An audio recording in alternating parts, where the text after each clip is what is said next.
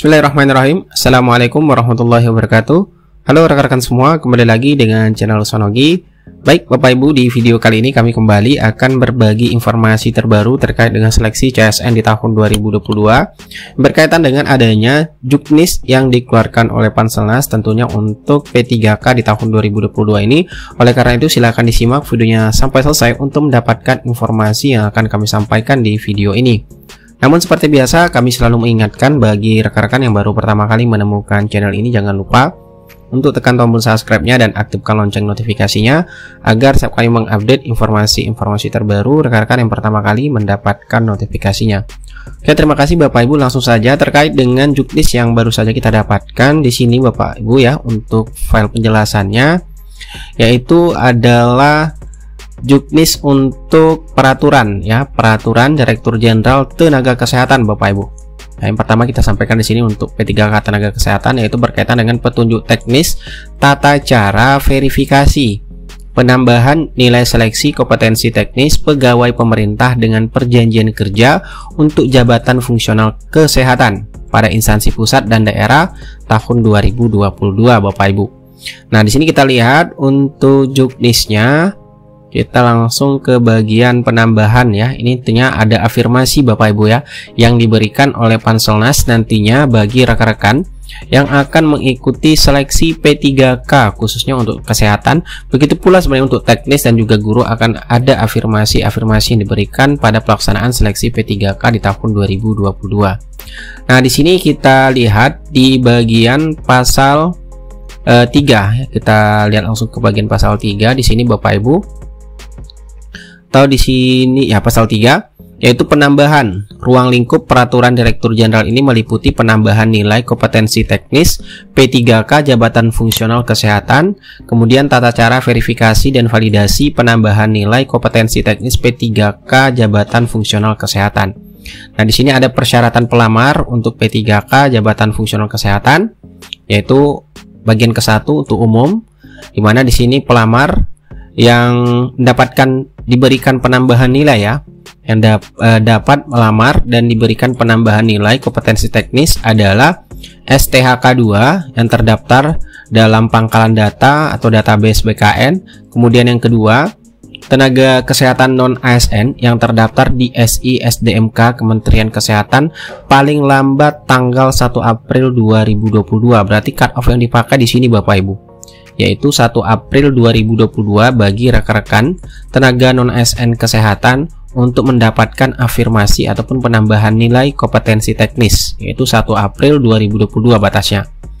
Nah, kemudian di sini untuk pelamar P3K jabatan fungsional kesehatan sebagaimana dimaksud pada ayat 1 huruf B, itu merupakan pelamar yang sudah melalui tahap verifikasi, validasi, dan dinyatakan valid oleh Kementerian Kesehatan.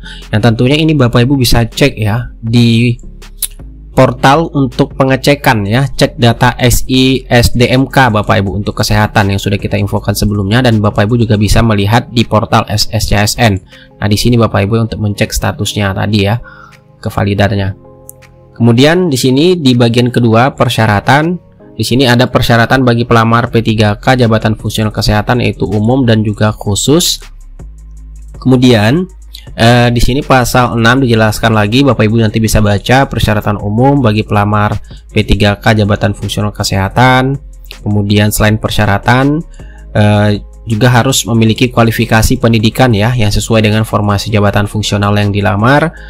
Tentunya ini untuk P3K guru juga seperti itu, begitu pula dengan P3K teknis Bapak Ibu. Kemudian pelamar di pasal 7 ini, pelamar P3K jabatan fungsional kesehatan harus memiliki STR sebagai persyaratan khusus ya, sebagaimana dimaksud dalam pasal 5 huruf B.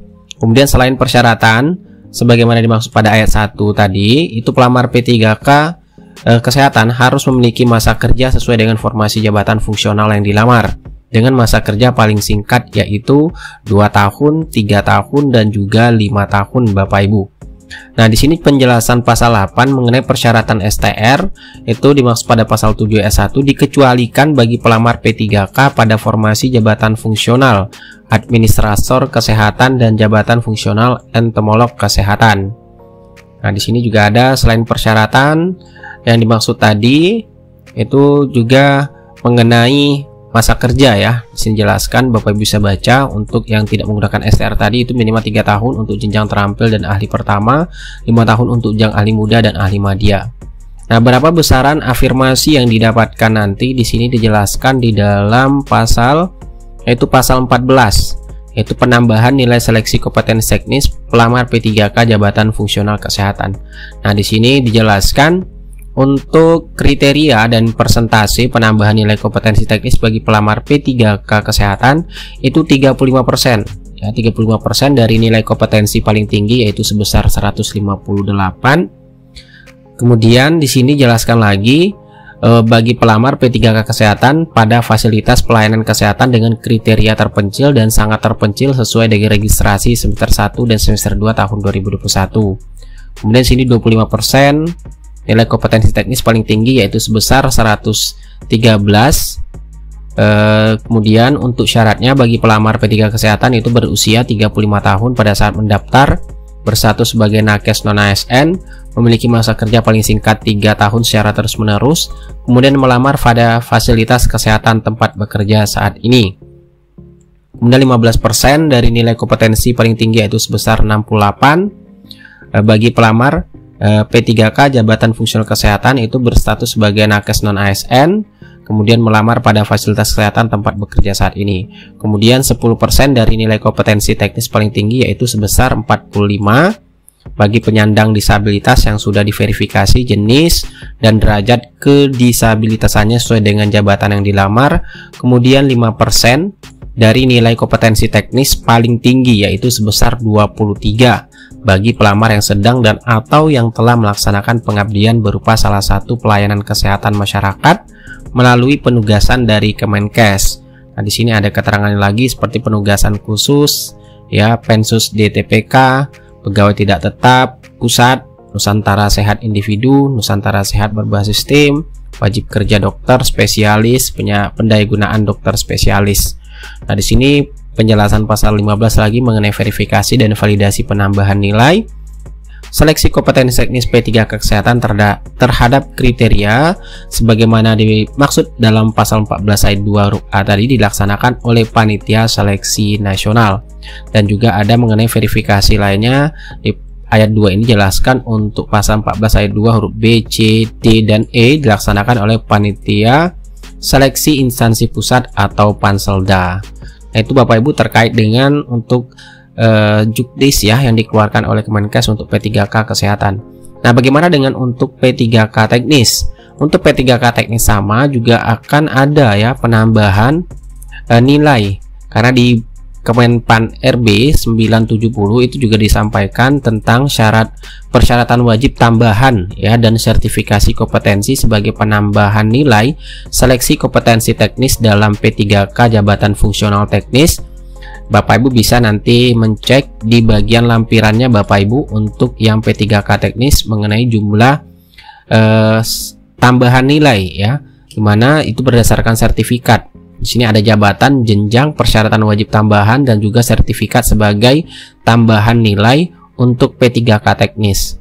Seperti di sini penerjemah, jabatan penerjemah, jenjangnya ahli pertama, di mana di sini untuk sertifikat sebagai tambahan nilai seperti pelamar dari semua jurusan seperti bahasa asing maupun bahasa daerah dapat menyampaikan sertifikasi profesi penerjemah, kemudian hasil uji dan lain sebagainya. Di sini Bapak Ibu bisa baca itu akan mendapat bobot 25%.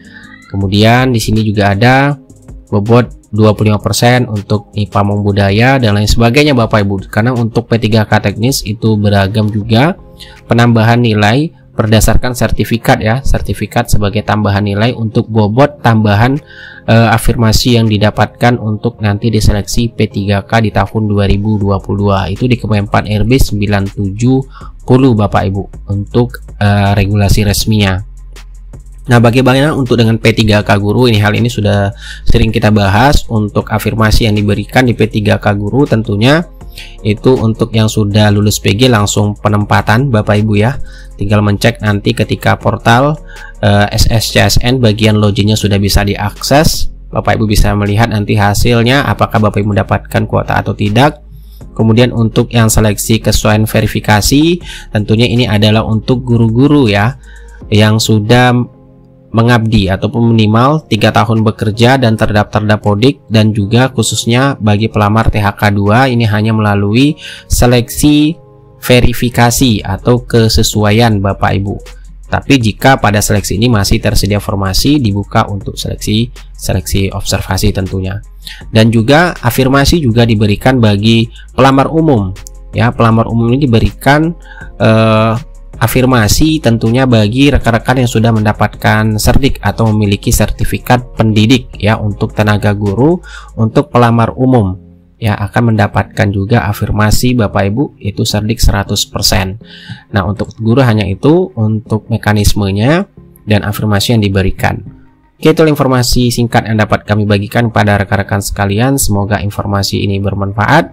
Dan jangan lupa Bapak Ibu untuk selalu memantau portal sscsn.bkn.go.id karena sekarang sudah bisa kita akses untuk portalnya Bapak Ibu. Silahkan dicek di sini bagi rekan-rekan yang akan mengikuti ataupun melakukan pendaftaran P3K di tahun 2022. Semoga bermanfaat. Wassalamualaikum warahmatullahi wabarakatuh.